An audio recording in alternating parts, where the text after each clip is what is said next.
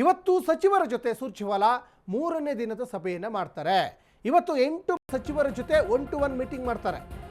ಮೊನ್ನೆ ಬಂದರು, ಶಾಸಕರ ಜೊತೆ ಮೀಟಿಂಗ್ ಮಾಡಿದ್ರು. ಈಗ ಸಚಿವರ ಜೊತೆ ಮೀಟಿಂಗ್ ಮಾಡ್ತಾ ಇದ್ದಾರೆ. ಇವತ್ತು ಸುಮಾರು 8 ಮಂದಿ ಸಚಿವರ ಜೊತೆ 1-to-1 ಮೀಟಿಂಗ್ ಅನ್ನು ಮಾಡ್ತಾರೆ. ಸಚಿವರ ಜೊತೆ ಸಭೆಯನ್ನ ರಾಜ್ಯ ಉಸ್ತುವಾರಿ ನಡೆಸ್ತಾ ಇದ್ದಾರೆ. ಬೆಂಗಳೂರಿನ ಕೆಪಿಸಿಸಿ ಕಚೇರಿಯಲ್ಲಿ ನಡೆಯುವಂತಹ ಸಭೆ ಅದು. 8 ಸಚಿವರ ಜೊತೆ ಪ್ರತ್ಯೇಕವಾದಂಥ ಸಭೆಯನ್ನು ನಡೆಸ್ತಾರೆ ಸುರ್ಜೇವಾಲಾ. ಗೃಹ ಸಚಿವ ಡಾಕ್ಟರ್ ಜಿ ಪರಮೇಶ್ವರ್, ಇಂಧನ ಸಚಿವ ಕೆಜೆ ಜಾರ್ಜ್, ಅರಣ್ಯ ಸಚಿವ ಈಶ್ವರ್ ಖಂಡ್ರೆ, ಸಾರಿಗೆ ಸಚಿವ ರಾಮಲಿಂಗಾರೆಡ್ಡಿ ಸೇರಿದಂತೆ ಹಲವರ ಜೊತೆ ಇವತ್ತು ಮೀಟಿಂಗ್ ಅನ್ನು ಮಾಡ್ತಾರೆ. ಪ್ರತಿಯೊಬ್ಬ ಸಚಿವರಿಗೂ 1 ಗಂಟೆ ಸಮಯ ನಿಗದಿಯಾಗಿದೆ.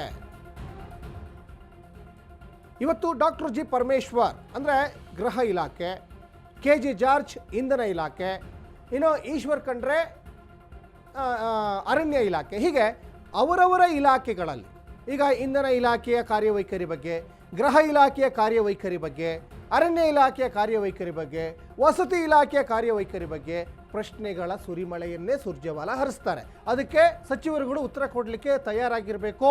ಆಲ್ರೆಡಿ ಸಚಿವರ ಕಾರ್ಯವೈಖರಿ ಬಗ್ಗೆ ಸ್ವತಃ ಕಾಂಗ್ರೆಸ್ ಪಕ್ಷದ ಶಾಸಕರೇ ಸುರ್ಜೇವಾಲಾಗೆ ಈಗ ದೂರು ಕೊಟ್ಟಿದ್ದಾರೆ, ಅಸಮಾಧಾನ ವ್ಯಕ್ತಪಡಿಸಿದ್ದಾರೆ. ಆಲ್ರೆಡಿ ರಿಪೋರ್ಟ್ ಕಾರ್ಡ್ ಈಗ ದೆಹಲಿ ಅಂಗಳ ಕೂಡ ತಲುಪಿದೆ. ಸಚಿವ ಸಂಪುಟ ಪುನರ್ರಚನೆ, ಸಚಿವ ಸಂಪುಟ ಸರ್ಜರಿ ಅನ್ನುವಂಥ ಚರ್ಚೆ ದೊಡ್ಡ ಮಟ್ಟದಲ್ಲಿ ಆಗ್ತಾ ಇತ್ತು.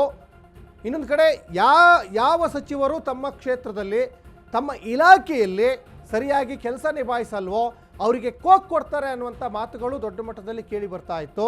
ಈ ಎಲ್ಲ ಚರ್ಚೆಯ ಬೆನ್ನಲ್ಲೇ ಇವತ್ತು ಸಚಿವರುಗಳ ಜೊತೆ ಒಟ್ಟು 8 ಸಚಿವರುಗಳ ಜೊತೆ 1-to-1 ಸಭೆ ಮಾಡ್ತಾರೆ. ಎಲ್ಲ ಸಚಿವರಿಗೂ ಕೂಡ 1 ಗಂಟೆಗಳ ಸಮಯಾವಕಾಶವನ್ನು ಕೊಟ್ಟಿರೋದ್ರಿಂದ ಮುಂದೇನಾಗ್ಬೋದು ಇದು ಸದ್ಯಕ್ಕೆ ಚರ್ಚೆಯಲ್ಲಿರುವಂಥ ವಿಚಾರ.